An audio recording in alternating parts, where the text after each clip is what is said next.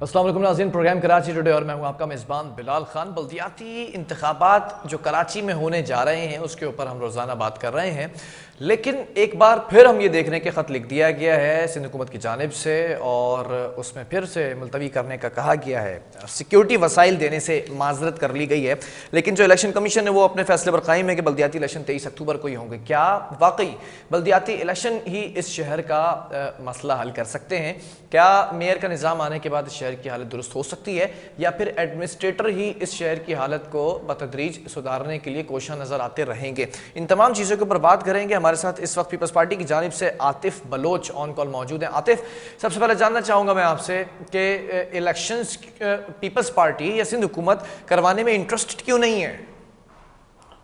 अस्सलाम वालेकुम। सबसे पहले तो मैं आपका शुक्रिया अदा करूंगा आपके चैनल का कि आप लोगों ने हमें बात करने का मौका दिया।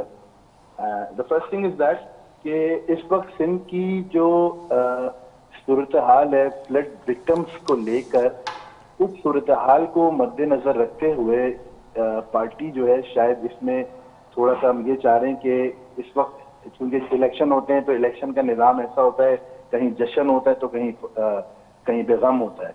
लेकिन इस वक्त सिंध के अंदर आप देख रहे हैं सिर्फ गम है, लोग भूख से मर रहे हैं, इंतजामिया वहाँ इन्वॉल्व है, assistant commissioner, deputy commissioners, police की इंतजामिया, तमाम law enforcement agencies are totally engaged in Sindh just because of the victims of flood. So how is this possible कि इन सूरत हाल के अंदर जबकि मुल्क एक बदतरीन सूरत हाल से गुजर रहा है, तो how is this possible that we are going to conduct the elections in Sindh? सिर्फ एक ऐसी कौमी सूरत हाल है जिसकी वजह से पीपल्स पार्टी इस सूरत हाल से निपटने के लिए इस पॉलिसी पर है कि इस वक्त हम अपने विक्टिम्स को देखें। That's it. ठीक है। अच्छा, मैं ये जानना चाह रहा हूँ कि क्या वाकई सिंध हुकूमत या पीपल्स पार्टी भी यही समझती है कि बल्दियाती इलेक्शंस ही इस शहर का हल है?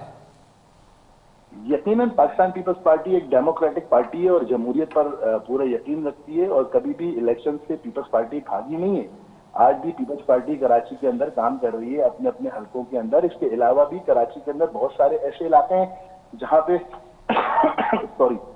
जहां पे पाकिस्तान पीपल्स पार्टी के इलेक्टेड मेंबर्स नहीं है, लेकिन फिर भी पाकिस्तान पीपल्स पार्टी उन इलेक्टेड मेंबर्स से ज्यादा काम करा रही है। उन इलेक्टेड आप डिस्ट्रिक्ट सेंट्रल के अंदर देख लें, भरपूर तरीके से डिस्ट्रिक्ट सेंट्रल से पाकिस्तान पीपल्स पार्टी के पास कोई एमपीए नहीं है, कोई एमएनए नहीं है। ऐसे देखा जाए तो कोई कोऑर्डिनेटर नहीं है एसपीएम का, कोई एडवाइजर नहीं है, लेकिन फिर भी कोई रिजर्व सीट्स नहीं है। लेकिन यहाँ से भी पाकिस्तान पीपल्स पार्टी बेहतरीन तरीके से काम सर अंजाम दे रही है। नॉट बिकॉज ऑफ दिस कि हमारे पास एमपीएस नहीं है, एमएनएस नहीं है। We are going to serve for humanity और हम कर रहे हैं इंशाल्लाह और आगे भी करेंगे इंशाल्लाह। ठीक है, लेकिन एक सवाल और है जो आवाम का सवाल है कि मेयर के 4 साल को सिंध हुकूमत क्रिटिसाइज़ करती रही कि कुछ डिलीवर नहीं किया। क्या लगता है कि 2 साल का जो अरसा एडमिनिस्ट्रेटर कराची मुर्तज़ा ने कराची में गुजारा है उसमें कुछ बेहतरी आ सकी कराची के अंदर? अगर आप बुरा ना माने तो मैं कुछ चीजें आपके सामने शॉर्ट टाइम में बताना चाहूंगा कि इन 2 सालों में क्या क्या हमने कर लिया या क्या क्या कर रहे हैं। इजाजत है आपकी? इजाजत है आपकी? जी जी बिल्कुल, बताइए। सबसे पहले मैं आपको छोटे से ये बता दूं कि we have done the inauguration of 33 parks in district central. 33 those parks जो बिल्कुल खस्ता हालत में कर दिए गए थे लास्ट टेन्योर के अंदर। मॉडल पार्क बन रहे हैं नौक नाज़मात के अंदर, जैसे उम्मे कुलसूम पार्क है, न्यू कराची में गरीब नवाज पार्क है, एक अल-फला पार्क बन रहा है। आप ये कोट कर सकते हैं, ये चीजें definitely I am talking to you on record. एक अल मंसूर पार्क है, ये इंटरनेशनल स्टैंडर्ड्स पे बन रहे हैं। अल-फला पार्क, अल मंसूर पार्क। ऐसे नाज़माबाद के अंदर एक मॉडल पार्क शालीमार पार्क के नाम से बना है। एक गुलबर्ग टाउन के अंदर अल मुस्तफा पार्क बना है, दरबार सुल्तानी पार्क बना है। ऐसे ही लियाकताबाद के अंदर एक पर्दा पार्क है जहां पर बहुत सारी आप कह लें कि गलत एक्टिविटीज होती थी, लेकिन अब वहां पर सारी चीजें मैनेज हो गई हैं। और ये सारी चीजें जो हैं ये पब्लिक प्राइवेट एक पार्टनरशिप एक तरीके से करी गई हैं, जिसको आप ये कह सकते हैं कि ग्रोइंग टुगेदर जिसके अंदर गवर्नमेंट के इदारे भी हैं और प्राइवेट स्टेक होल्डर्स भी हैं जो इन चीजों को वो करेंगे, हैंडल कर रहे हैं, देख रहे हैं। तमाम पार्क्स के ऊपर इस गवर्नमेंट में जब से मुर्तज़ा साहब आए उनकी जितनी भी फीसेस थी वो सारी हटा दी गई हैं। जेडीसी को आईटी सेंटर दे दिया गया, वहां पर वो लोग जो हैं वो अपने आईटी कोर्सेज करा रहे हैं। ठीक है, सैलरीज के अंदर इंक्रीज करा दिया गया। अब आप ये देख लें, अब मैं आपको छोटी सी बात बताता हूँ। 20% इंक्रीमेंट था सैलरीज के ऊपर, तमाम डीएमसीज के अंदर हो गया था कराची के अंदर। What about central? Doctor Asim साहब ने इसमें बड़ा किरदार अदा किया, हमारे तंजीम के सदर भी हैं मसरूर एहसन साहब, उन्होंने बड़ा किरदार अदा किया। 20% increment in the salaries of the DMC, वहां पर ये सेंट्रल में इंक्रीमेंट नहीं लगा रहे थे just because of the monopoly. सारी डीएमसीज के अंदर आपने लगा दिया इंक्रीमेंट, आप सेंट्रल में क्यों नहीं लगा रहे थे? क्योंकि आप ये जाहिर करना चाह रहे थे मजलूम बन रहे थे। लेकिन हमने अपने जैसी एडमिनिस्ट्रेटर साहब आए, मुर्तजा वहाब साहब, डॉक्टर आसिम साहब इसमें इन्वॉल्व हुए, मसरूर एहसन साहब इसमें इन्वॉल्व हुए, हमने सेंट्रल के अंदर भी 20% इंक्रीमेंट लगाया, ये नहीं लगा रहे थे। न्यू कराची के अंदर 2004 से न्यू कराची वाले रोड पे लाइट्स लगी हुई है लेकिन ऑन नहीं थी। 2004, इट्स अ लॉन्ग टाइम, वो ऑन करवाई।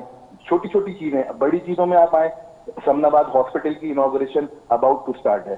समनाबाद में एक हॉस्पिटल बन रहा है, एक अंडरपास बना रहे हैं जो करीमाबाद से स्टार्ट होगा और जौहरीन की तरफ निकलेगा। बस सर्विसेज हमने स्टार्ट कर दी, ऑरेंज लाइन बस सर्विस दे दी, रेड लाइन बस सर्विस दे दी। अच्छा, ये वो बस सर्विसेज हैं रेड लाइन वाली के आप इसमें ये कह सकते हैं कि जो नीडी पीपल हैं, जो एक नीडी लोग हैं, उनके लिए शुरू की है। अजमेर नगरी से शुरू हो रही है, कलंदरिया पर आएगी, शिपोनर पे आएगी, पहाड़गंज पे आएगी, यानी अंदर वाली बेल्ट पे चल रही है। मेन शारा पाकिस्तान पर भी नहीं है, ये सिंध गवर्नमेंट की ने स्टार्ट कर रही है। ये सारे काम शुरू कर दिए। फिर रोड इतने बना दिए कि अगर आपके पास टाइम है तो 12-15 रोड तो मैं आपको अभी गिनवा दूंगा। अच्छा, एक सवाल और है। इस वक्त आपने कराची शहर की सूरत देखी हो कि जगह जगह सड़कें जो है वो खुदी हुई हैं, टूट फूट का शिकार है, लेकिन ठीक है उनको बनाया भी जा रहा है। लेकिन जो प्रोजेक्ट्स काफी अरसे से बनाए जा रहे हैं, एक डेढ़ साल हो चुका है उन सड़कों को अभी तक बनाई नहीं गई है। ताखीर की वजह क्या थी? क्या इलेक्शन के टाइम पे कंप्लीट करना था? नहीं, इसमें देखें, फ्लड का एक आया सूरत हाल आई, फ्लड की वजह से भी कुछ डिले हुई चीजें। फिर ऐसा होता है कि देखना आसान होता है, करना थोड़ा सा मुश्किल होता है। अब मैं आपको बता रहा हूँ, अभी आपको जो बता रहा हूँ, आप ये रोड खुद विजिट कर सकते हैं। अजीजाबाद के अंदर जो एक मस्जिद है, मदीना मस्जिद, वहां से हुसैनाबाद वाली फूड स्ट्रीट, ये पूरा रोड बन गया। उस्मान मेमोरियल हॉस्पिटल से गरियाबाद तक का रोड बन गया। 20 के करीब रोड जो है न्यू कराची में बन चुके हैं, जिसमें 5E, 5D, 5M, 5C4, 5D1 ये इंक्लूड है।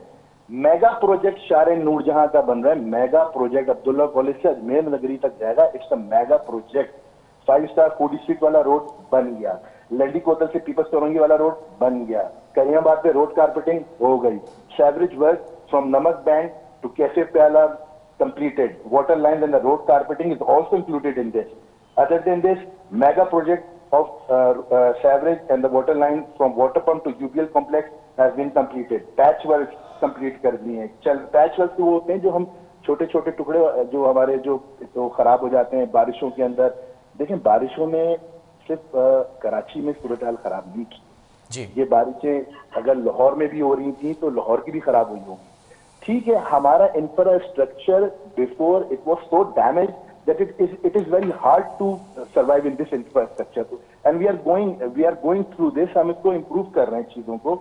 अब लाइट्स की इंस्टॉलेशन है। फिर एक चले मैं एक लार्जर स्केल के ऊपर बात कर लेता हूँ। अभी तो हम बल्दियाती स्केल के ऊपर बात कर रहे थे ना, डोमेस्टिकली, लेकिन अगर सिंध में पीपल्स पार्टी की हुकूमत का टेन्योर मैं आपके सामने रखूँ तो 12-13 साल का अरसा है ये, और उसमें कराची जो है वो दारुल खिलाफा है इस सूबे का। तो कराची के लिए आज जो सूरत हाल है, आज जो सड़कें बनाई जा रही हैं, या फिर आपने कहा कि फ्लड की सिचुएशन आ गई थी या फिर मानसून की सिचुएशन आ गई थी, ये जस्टिफिकेशन है कि ये तमाम चीज़ें इस शहर के अंदर अभी हो रही हैं या 12-13 साल का बिगाड़ रही है? अब इसकी मैं एक जस्टिफाइड बात करूंगा। जस्टिफिकेशन आप मेरे भाई ने, मैं आपको जस्टिफाइड बात करूंगा कि कराची को हमेशा मुर्तजा वहाब साहब से पीछे आ जाए आप।